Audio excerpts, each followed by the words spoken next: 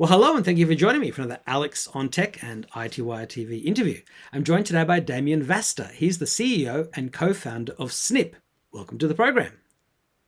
Thanks very much, Alex. Now, Damien, let's start at the beginning. What is Snip, and how has Snip grown since its founding and to become vastly more than just a blip in the Australian payments space? Well, Snip is essentially the tool that we believe consumers can use to pay any bill the way that they choose to, at the time that they choose to, with any payment method that they desire. And what we've tried to do is make sure that people have choice around the way that they pay and manage their bills, especially when it comes to paying their bills on a mobile device, which is something that we saw as an opportunity and a gap in the market. We saw so much happening in the sort of last 10 years around the improvement of capability in a mobile device and in a mobile setting. But payments, especially around billing, was not moving at the same speed. And we saw that as probably part of the fact that we were dealing with infrastructure and legacy players that weren't really mobile native the way that we came about. And so we used that opportunity to be mobile first in terms of everything we developed, and now we present to consumers the most convenient way to pay a bill with their mobile device, and we don't have any restrictions in terms of whom you bank with, what card you want to use, the time of day you want to pay it, the place you want to pay it, and most importantly, I think we give people options to use it for free or pay a fee and use their credit card and earn points. Sure. And so what's the short version of how the app works and the workflow of using the Sure, yeah. So someone downloads the app from the Google Play Store or the Apple Store for free. And what they do is they scan the BPay biller code on any bill, and that allows you to choose your payment method that you would like to use, including existing wallets that might be on your phone, like Google Pay or Apple Pay. And then you simply choose whether or not you want to pay that bill immediately, or you schedule it for the due date. And that allows you then to effect payment or effect a scheduled payment, or even if you choose to, you might want to set up an installment plan for yourself. You might want to just set a reminder for the due date and pay it when it's due because you want to check if you've got funds available. We, as a payment provider and a facilitator of that payment, we will receive those funds no matter what type of card you want to use. Because then we pay those bills through the BPay payment scheme, and as a partner and what we call a payer institution member, a PIM member of BPay, we're allowed to process that payment on behalf of the customer directly to the biller. And that way, then that biller is getting their payment as per the normal method that they accept. Mm-hmm. But instead, we've given the customer a choice that often their biller doesn't give them. And that's something that I think we've been able to do by utilising what's already in place. BPay is a system that the banks put in place many, many years ago, about 25 years ago, and it was designed around banking platforms. It was designed to allow each bank to offer that service to their customers. But the restrictions associated with using it through your banking platform have been somewhat built around keeping the engagement with that customer in that bank brand. Payments, especially bill payments, are a service. They're not a product. They're not something that they specialise in. We have made that our entire focus, making bill payments easy for customers. And what we've tried to do is make sure that we don't restrict you in terms of how you want to pay with regard to the bank that you choose to use, which card it's attached to, which whether it's a credit card or a debit card, whether or not you want to use a wallet. And then we're opening up other payment methods in the future that will include things like using your loyalty points as part or full payment of that bill, and cryptocurrency and other methods that can allow that payment to be given effect, because you as a consumer want to have that choice. And at the moment, those choices until now have been limited by your biller or by your bank. Sure. Now, I can see that one of the big changes in the Australian payment space has been the introduction of least cost routing, with the Snip site noting that payments by credit cards attract a 1.5% fee, but credit payments via debit cards have no fee. So what are the details here, and what kind of savings has Snip seen by using least cost routing? Yeah, it's a good question, Alex. I mean, we set about trying to be a better experience for bill payments than going directly to your biller or going through your bank. So to do that, we couldn't just offer a service that was better but cost more, because people still don't want to have to pay for something that they have always accepted as being a free service. So to do that, we wanted to offer an option for customers to be able to pay with no fee, to basically come to use Snip however they choose to use it, whether they want to use a credit card, which allows them to earn full points on a bill payment the same way that they made a retail purchase. And that does cost, because obviously there's a cost associated with processing that payment through the schemes for us. But what we do is we offer that service to customers so that they can choose if they want to pay for that transaction and earn the points. But on the alternative, if they like what Snip offers in terms of all of that convenience, functionality, and the obviously the mobile environment that we give people for bill payments that they haven't had before, they can actually use it using their debit card and pay nothing more than what they pay with their bank, which is zero. So we wanted to give people that free option so that they could have their choice as to how they pay their bill. And so having the debit card offered for free didn't mean that it cost us nothing. It just meant that it was a cost that we had to absorb. Now, obviously, those fees are considerable when you're talking about large bills.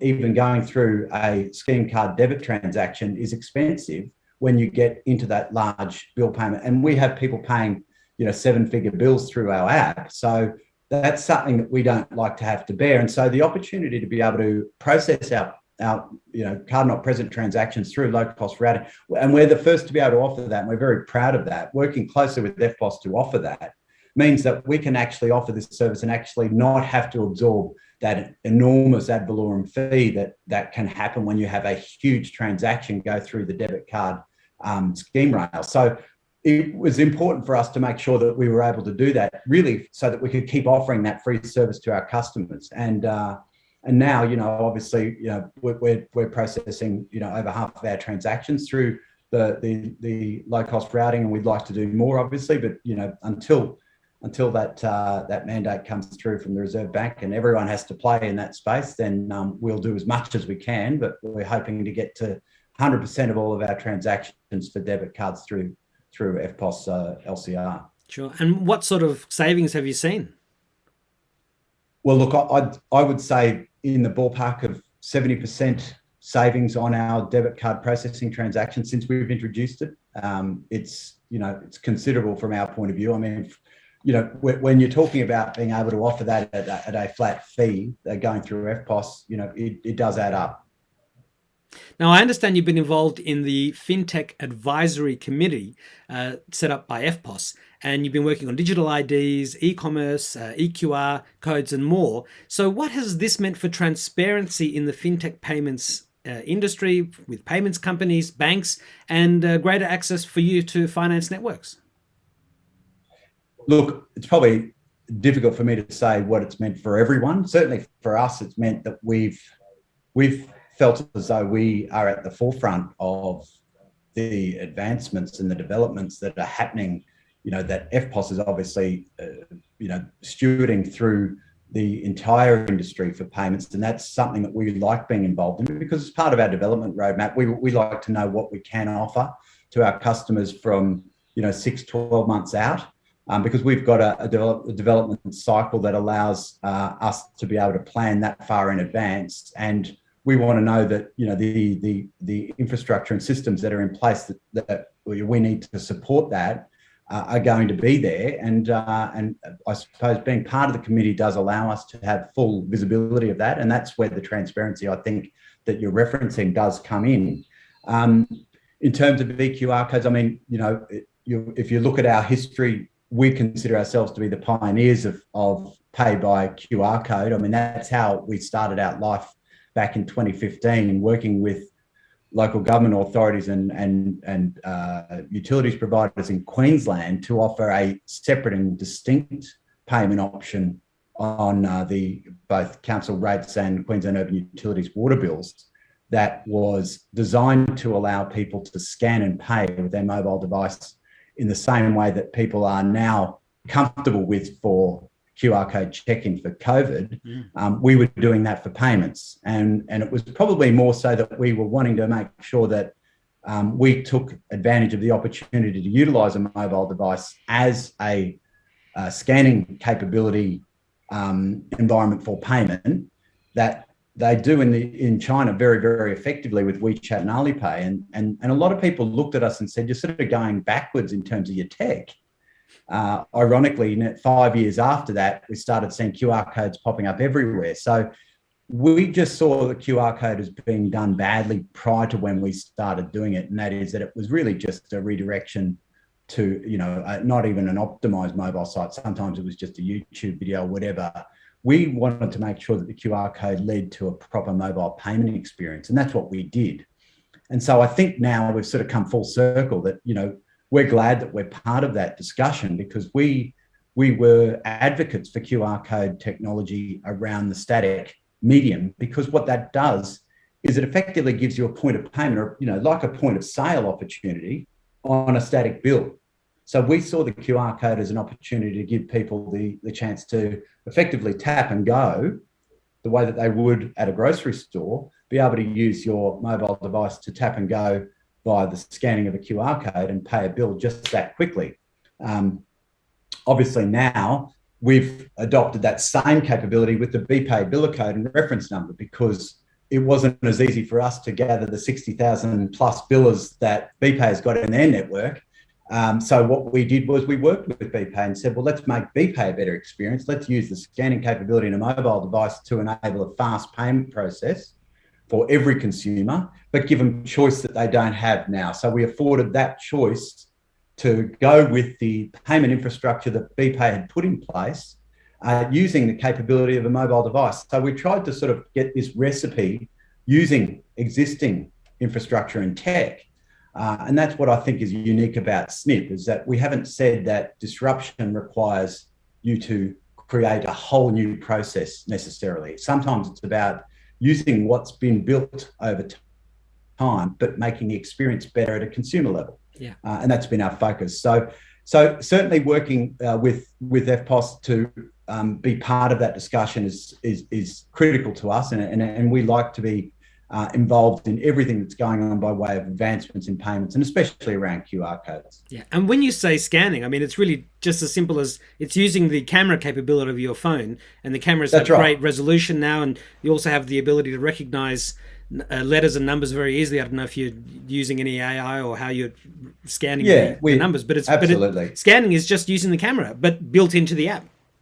Absolutely, yes. And we, our platform is quite detailed in terms of how we pick up information, and we do have the capability of reading a lot more information than a normal scanning engine. But what I think you're leading to is that we're not talking about a process that is difficult for anyone to understand. I mean, my mother's 77 years of age, and she's far more conversant with the capability of a mobile phone than she is even with a PC. And they've become so user-friendly, so intuitive, that the idea of using, and of course, I think COVID's been very good for that. We've all been forced down a path of being, needing to use the capability of your phone camera to scan the code. So that concept is no longer foreign at all. Ironically, that the idea, even though we were looking like we were using old technology, it was still a novel concept, the idea of scanning anything on a static medium for a lot of people. Not anymore. I think everyone now has had to scan a QR code in the last 12 months if they've gone out of their house. So I think from our point of view, this is a perfect opportunity for us to proliferate QR codes in the right way. I think the big thing has got to be about what experience does someone have upon scanning. If you give them a poor experience, then they're going to be reluctant to go down that path. They've been forced to because they need to scan to check in. So that's been a forced experience. But if you're giving them a choice to scan or not to scan, it's got to be the right outcome for them. Otherwise, they'll say, I may as well just punch the web address into my browser. So we want to make sure that it is a genuine mobile experience, that it's actually, fast, it's a shortcut, it delivers you to a place where you don't have to do much in order to give effect to the next process, whatever that might be. And in this instance, we're trying to allow fast payments. So we want to make sure that that if someone does go to the trouble of scanning, that they do get the right outcome, that the effect is powerful enough for them to say, I'll scan that next time I see that code. Yeah, absolutely. And, given the RBA's ruling in October last year that merchants should be able to access eftpos and least cost routing by the end of 2022, you mentioned you were the first to offer this least cost routing capability in your payments system. So are there any other benefits that you've been able to reap for yourself, your customers and your partners that you can talk about beyond what you've already said? Well, I think it's clear that for us to be able to continue to offer, we're a fintech, what we call a bill tech startup, because we are specialists in bill technology, but we are a payments company as well. So for us to be able to offer a service to our customers for free, we have to be able to fund that. For us to be able to fund that, we need to be able to work with partners who are allowing us to have certainty around our costs. And for it to be affordable for us to be able to offer that service for free. Now, we have the ability to be able to charge for credit cards, and that allows us to be able to offer the option of people paying for a transaction with the benefit of being able to access credit through their credit card and earn the loyalty points that card does offer. So that's a very, very valuable proposition for a lot of customers who do love the idea of earning points on every transaction they make.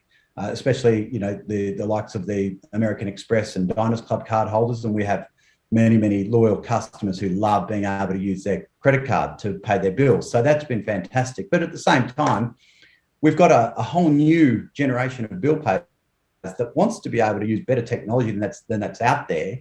Because when they actually then go into the bill payment world and they see that the options that are out there for them to pay bills are somewhat cumbersome and a bit clunky relative to the way that they can, access social media or even shop online, we've tried to make sure that the bill payment experience is commensurate with everything else that they're getting to do in a mobile environment.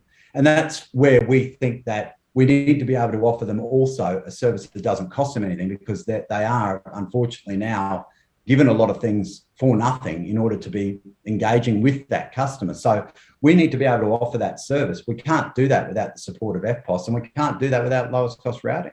Yeah. Now, I understand Brisbane has become a bit of a fintech hub, bringing a bit of Silicon Valley to Fortitude Valley, as it were. So why do you think Brisbane has attracted these fintech companies? What is the community like, and how do you all interact with each other? Well, I think it's probably a little bit nasty to say it, but we do have the best climate in the country, so that helps. And I don't say that in a mean way; it's just true. And I think everyone who moves up here sort of says, "I can't go back because I just can't, give up what I have, up here in terms of the weather." They do say, great, fabulous one day and perfect the next. I forget what the exact, yeah, that's right. That's right. Well, look, I think that's probably a little bit of a stretch, but it's pretty good, and we like it up here. And I think it's conducive to really, really good work environments. People do have a more relaxed approach. I think the good thing about Brisbane is that we've now gotten to a point where we're growing up enough to be sophisticated to the extent of mixing it with Sydney and Melbourne by way of our industry, but also relaxed enough to give people a chance to have a good work-life balance. I think that's key in terms of the general appeal of Queensland and Brisbane more specifically. In terms of fintech, I think we are very, very blessed in terms of some of the great people that we have in our Fintech Queensland, Fintech Australia community. We've got good inspiration from a lot of success stories that have come out of Queensland. I certainly think that gone are the days whereby you expect that all of the best companies, and certainly in terms of tech, come out of Sydney or Melbourne. I think there is now capability. There's great companies coming out of northern New South Wales, Byron Bay and so on, great companies coming out of Gold Coast, Sunshine Coast, even regional Queensland, far north Queensland. So I don't think geography is quite the barrier that it once was. And I certainly think that now that you've got also the pressures that are built on businesses to allow people to work remotely and to give people the option to work from home until they're comfortable coming to the office, you'll find that people are sort of now seeing that doesn't matter where you have a head office. You can really run a business from just about anywhere. So why not be in a place where you can walk out in the bright sunshine every day? Absolutely. So, Damien, how did you get into the payment space? What's the short version of your history in the world of tech, and what gave you and your co-founders the idea to create Snip? Well, that's a good question too. I think, look, I was in health tech in an earlier life, and I've also spent a fair bit of time in the aviation industry, whereby I was very familiar with payment systems as part of airline bookings. I then went into a payment business around, a point of sale payments business around accounting software, ERP software, and we sort of understood that there was a movement away from desktop payments to mobile payments, and the idea around Snip was that if you can access a fast mobile payment, you will then choose to use it over a desktop. If mobile commerce is just e-commerce via a mobile device, then there's no great advantage. So we really focused our attention, and our first iteration of Snip was in a retail environment using QR codes to enable fast payments for retail products. But that is a very difficult space to break through, because obviously, you're dealing with retailers who feel as though, they need to have a degree of engagement again with their customers through their own sites. So it's not as easy to have a generic brand for people to go through, unless you're eBay or unless you're Amazon. Most retailers want to have a direct engagement with their customers. So we don't necessarily think that we were solving a problem for retail as much as we saw that bill payments were really lagging. And I think what our understanding of the point of sale ERP market did was allow us to see how businesses manage their payments. And a lot of those businesses did send out invoices, and then were struggling to give customers the right options to be able to pay quickly. We saw that they were unable to give effect to payments via card. It was normally a bank transfer, which does require people to take time aside to log in and make a payment. What we wanted was for businesses to be able to receive money from their customers fast. I mean, what we're working on in the next phase of Snip will be beyond the BPay market. BPay represents over 60,000 billers nationally, over 1.5 million payments a day worth over $1.5 billion. So we're not talking about a small part of the market, but there is the rest of the market, which is very fragmented and often has limited payment options for customers of small businesses, that often restricts the customer's ability to pay them fast. And often that results in cash flow issues for that small business. So what we've developed now is a capability that will give a customer the ability to pay a business with their chosen payment method, even if the business hasn't offered that payment method. And because we do sit in the middle of the payment process, we're able to give effect to a payment from any source to the biller the way they choose to be paid. And if they want to be paid via a bank account, then that's the way they'll be paid. But what we're giving their customers is the ability to pay us the way they choose. So what we're trying to do is disintermediate the what I consider to be the restrictions between payer and payee, or biller and customer. Yeah, it's a little bit like it's like a universal translator from Star Trek, except for payments. Yeah, that's right. Yes, for the Trekkies out there, that's exactly what it is. And I think from our point of view, we like to be, we like to think that, because we live in this payments world, we like to think it's everything, that the world of payments is the biggest problem that known demand. That's when you work in it so much that is how it becomes. But the fact of the matter is there's a lot of bigger issues around than payments. But what we think, if you are in that payment space and you need to get a solution, I would say that what we've tried to think about is the customer rather than how easy it is for the business to get the invoice or the bill sent. We've always been around consumer payments, around the customer making that payment. So if you think about it, you're only solving half the problem if you're giving a business the ability to send out a quick invoice, unless the customer's got a fast way to pay it. And so what we've always said is the seamless connection between bill delivery and bill payment is the solution that that the payments world hasn't had. And that's what our mission has been. And we talk about our broad vision is that we're going to break the shackles that restrict the payment world around billing. Because at the moment, you are told by your biller or you're told by your bank that this is the way you can pay a bill. What we're saying is, no, we're now taking the power away from the biller or the bank and putting it in the customer's hands and saying, if you want to pay your bill a certain way, we're going to enable that. Because at the end of the day, we're also going to enable the bill to be paid the way that the biller has asked for it to be paid. We're going to sit in that middle. So yes, the universal translator is probably the best analogy. Any other thoughts on how Snip will evolve over the next couple of years and what payments might look like in the 2030s when we're all wandering around in the metaverse with our, augmented mixed reality glasses? Well, we have big plans, Alex. I mean, I don't want to be quoted later and look like I had delusions of grandeur, but we honestly believe there's an opportunity for us to become the default payment option for bills and invoices in Australia. And the reason why we say that is because, as I said, our vision is to break these shackles, and our mission is to allow every Australian to pay every bill using any payment method that they choose on their terms. So that's, a pretty broad statement, but that's what we'll do. And we're biting that off each month, each day. We're making inroads into that mission. And so we started with BPay. BPay's effectively our Trojan horse into the market because it's given us critical mass overnight. We've got 60,000 billers who are enabled, whose bills are enabled for Snip users. So now we've got, nearing 70,000 customers who are paying bills around Australia. And we've only really just started around our BPay market.